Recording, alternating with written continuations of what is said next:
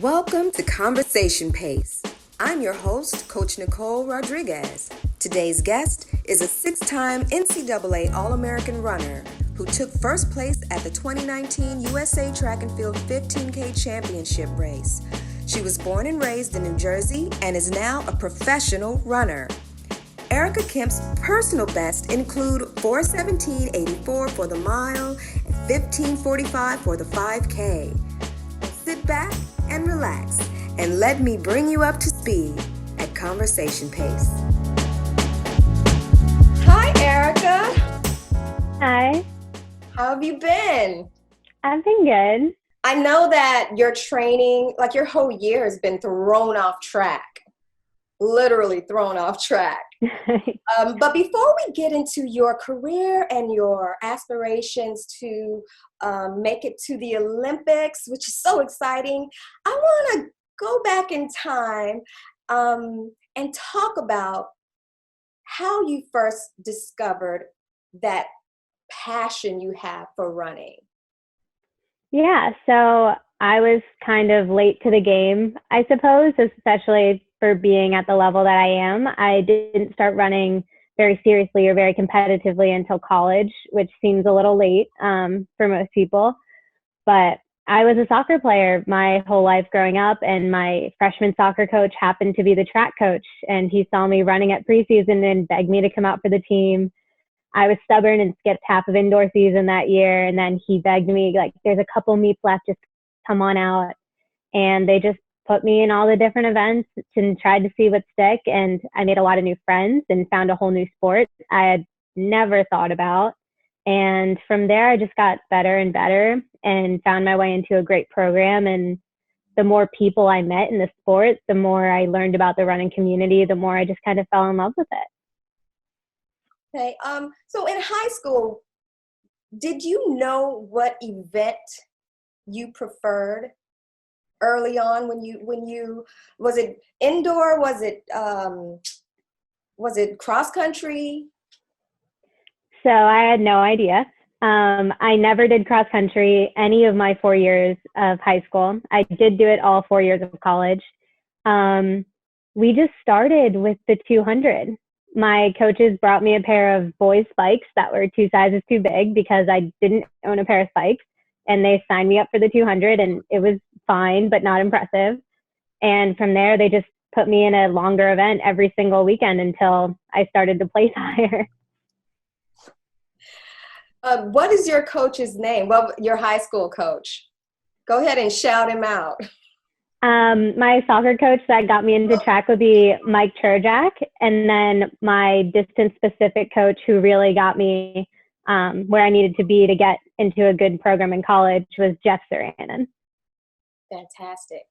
All right. So now you're in college.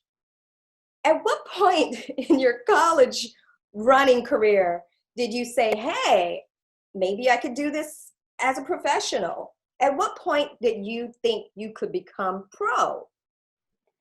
I would say probably halfway through my junior year of college. That was the first time I broke one of the school records, which happened to be held by my coach, who had held that record for quite a few years. I ran 15:45 indoors, broke that long-standing school record, and then that same season I placed top 5 at indoor NCAAs and was like, oh, like I could be pretty good at this thing.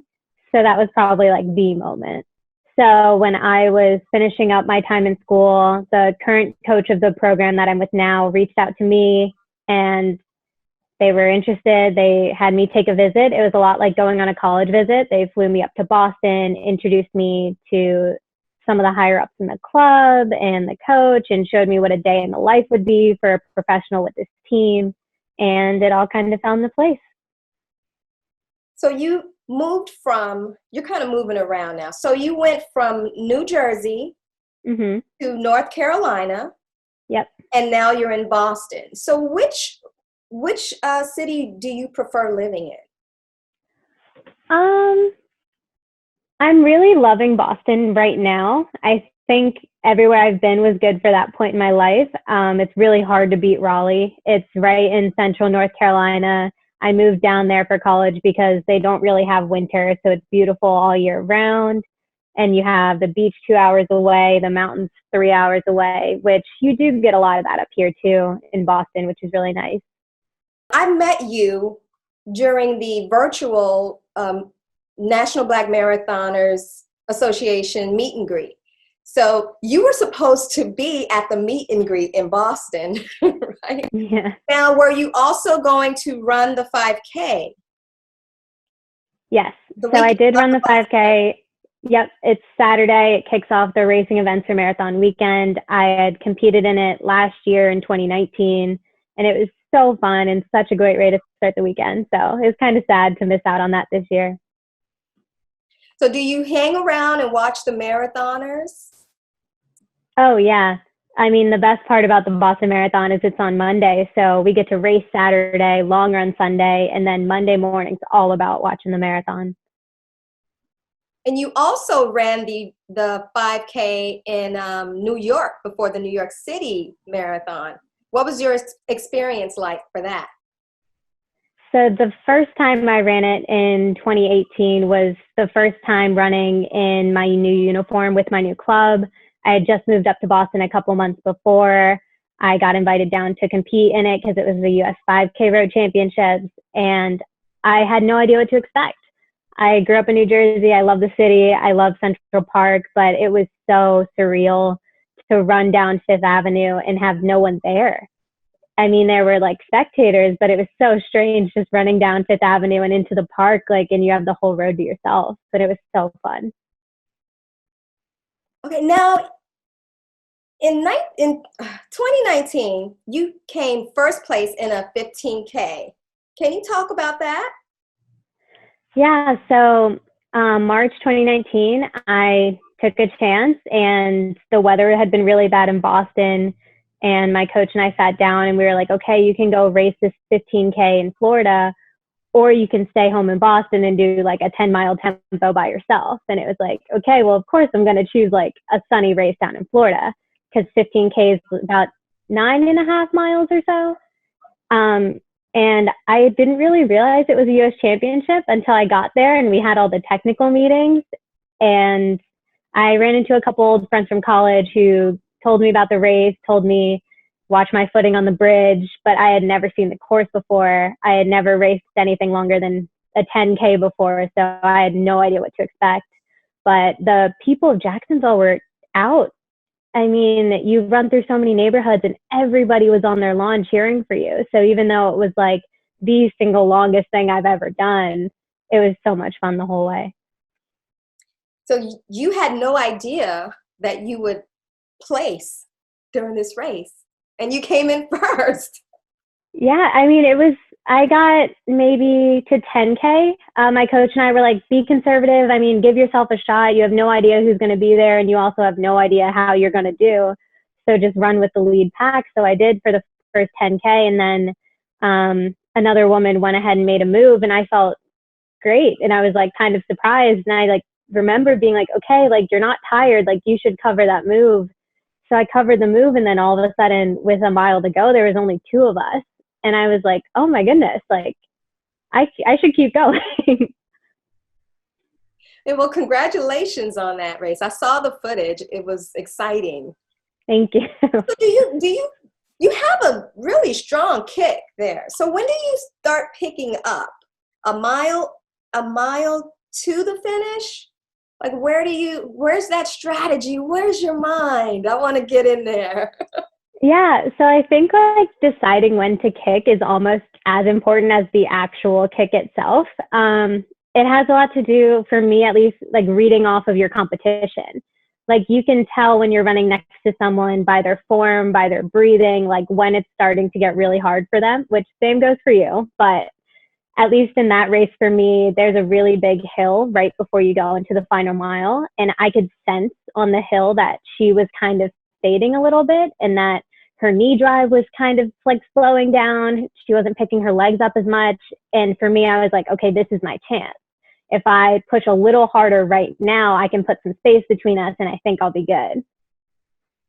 That's awesome. So these are things that you actually learned during your own training with your training partner. Now, your training partner for this particular race is better at the half marathon. So what were some of your longer runs leading up to the win of the 15K? Yeah, so Elena Tab was my primary training partner leading into that. She's a 70-minute half marathoner, like so good at the long stuff and just mentally incredible over the long stuff. But we did a lot of like 2K repetitions, which I was like not happy about because they're long and they're hard, and I was really sad about it. But they made me really strong. So we would do like 5x2K, get in about 10K worth of volume with all of our workouts. And then we also rotated in a lot of like 8 and 9 mile, either progression runs or like fartleks where you're on and off for a few minutes. So as long as we got in like 6 or 7 miles worth of work.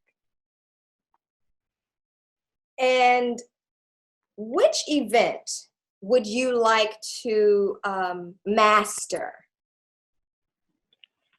Oh, that's a tough one. I really do enjoy the 5K, and I've made a lot of progress with it over the last year, which is why it's kind of a bummer that the summer got canceled, because I just had like a huge PR and was like primed for an even bigger PR later in the year, but that's okay. But I don't know, the more time I spend around like marathoners, the more you look at it and you're like, it would be really cool to like be at a major and be in like the top 3, but that's a lot of work. Oh, wow. I can see you doing the marathon eventually. Eventually. Yeah. So now, from your experience, I mean, you've been so successful at the 5K. Which shorter distances do you think prove more beneficial for 5K training? As far as races, I think a mile is a really good place to start. And my current coach really believes that the 3K is one of your best indicators of your 5K fitness. Like when we started training for this past indoor season, in our very first conversation ever, because we got a new coach, he was like, what's your goal time for 5K? And I told him I want to run 15:10, like the Olympic standard. And he said, okay, you need to run this time for 3K by this date if that's your goal for 5K. And I ran that time and I ran 15:14, and I was like, oh, like you were right. I mean, your 5K is super fast. Would you like to get any faster? And if so, what time? I think the next big goal would be sub 15 minutes. Like the Olympic standard of 15:10, it's only 4 seconds. It seems very attainable. So I think like the next big goal would be being on that sub 15 list. Okay. All right. So now you're in Boston, and your racing schedule has been put on hold. Are you still training? And if so, how has social distancing affected your training? Yeah, so I mean, races will come back someday, and when that day comes, we still need to be ready. So we are still training. We've probably tapered back to about 80% of max mileage. So instead of running 85 miles a week, we're just kind of coasting at 65 or so, just to maintain fitness, but not to really exhaust ourselves because we don't know when we'll ever race again. But it's been a little challenging just because Boston's so crowded, and I live in Brookline, which is usually super nice because I'm a mile from Fenway. I'm close to downtown, but that also means a lot of people. So it's hard to like keep your distance, and sometimes you just have to make choices in the middle of your workout to go to a different path or move across the street. So it's a little disruptive, but it hasn't been too bad. How do you manage to run, do your training runs with a mask on? Like, how does that work? I kind of feel like it's been an adaptive thing, sort of like heat or humidity training. Like if you go down south and it gets really hot and it's like 100% humidity, it takes your body about 2 weeks or so to like truly adapt to it. And I've been running with a mask for probably 3+ weeks now, and it's just now starting to feel semi-normal, and I'm starting to get used to it. So I will say, like, there is like a learning curve, and it definitely does start to feel more comfortable, especially if you do just commit and do it every single day. But yeah, it definitely like just changes your breathing pattern because you can't breathe in quite as deep, because that like kind of brings the fabric towards you, which is a little uncomfortable. But for the most part, you get used to it. Now, is wearing a mask during your runs, is that a requirement in Boston, or is it, by choice? So in the past few weeks, it has been by choice just because it was recommended by the guidelines and our coaches strongly encouraged us to follow all the guidelines whenever we left our house. But starting yesterday, May 6th, now there's a $300 fine in the city of Boston if you do not wear your mask in any public place that requires it. And as of right now, that's all public places, including all of our parks. Wow. All right. So be sure to wear your mask. Yeah. That's pretty expensive. Now, I like for people who watch these interviews to walk away saying, hey, I learned something from Erika. This is what she does. Talk about your drills and your warm-up process. How important is that to your overall training? It's super important. I think it's most important, honestly, just for injury prevention and allowing you to run like multiple days in a row. Like my boyfriend can go out and run, but he doesn't do any drills or stretch, and then he has to take a few days off because his body feels horrible. So that's why drills are so important for warm up and cool down. And I think they're really great for maintaining form, especially when you're kind of out of routine or everything else in your life might be like a little crazy. But just taking 5 or 10 minutes before and after your run to just do some very simple technique drills will really translate to your running form quicker than you could imagine. Now, I know that you studied psychology in undergrad. Do you feel that that helps you to stick to your training plan and and just stay focused for the long run? I think it helps definitely like maintaining focus, and it helps a lot with like recognizing things, especially like negative patterns or negative thought patterns and behaviors, because I like love studying behavioral patterns and like why we do things and why we need routines and what happens when we don't have routines. So I think knowing the backside of all of that and why routine is so important and how to break negative thought patterns is like really important when you're trying to run every day. Okay, so can you give me an example of a negative, like how could I identify, okay, I want to get better at my running. What are some of the things that I need to do? How can I identify a negative thought pattern? You're the expert here. Well, I think you have to evaluate your self-talk. So just noticing the types of things that you're saying if you're on your run. So say you go out for your run and you notice that your legs are tired or you're feeling a little, heavy or sluggish, and just noticing what you're saying to yourself in those moments. And then when you go home, like remember what you said to yourself and then think about how you can turn that into something more positive or how you can fix it. So like if I find myself in the middle of a run and feeling awful and talking about how terrible my legs feel, I check myself and I'm like, you do know that your words have power and that you telling yourself you feel bad is only making you feel worse. And it's true. And it has also another trick is your posture. Literally just pulling those shoulders back, opening up your chest and standing straight or more straight can like raise your mood in an instant. So if you're, hunched over and just jogging along and you're not feeling so hot, just take a second, take a breath and stand straight up and it will improve your mood instantly. I want to thank you so much for this interview. And is there anything else you'd like to say before we go? Yeah, actually, have you been seeing the reports about the I Run with Ahmed story? The Yes. 25-year-old male who was shot jogging in his neighborhood, which is just horrific. And I did not watch the video, even though the video is out and now it's on like mainstream media. But tomorrow, on Friday, May 8th, the running community is trying to dedicate 2.23 miles in his memory. So, I hope a lot of people do it. And I really feel like they will. Thank you so much. I'm Erika Kemp, and you're watching Conversation Pace.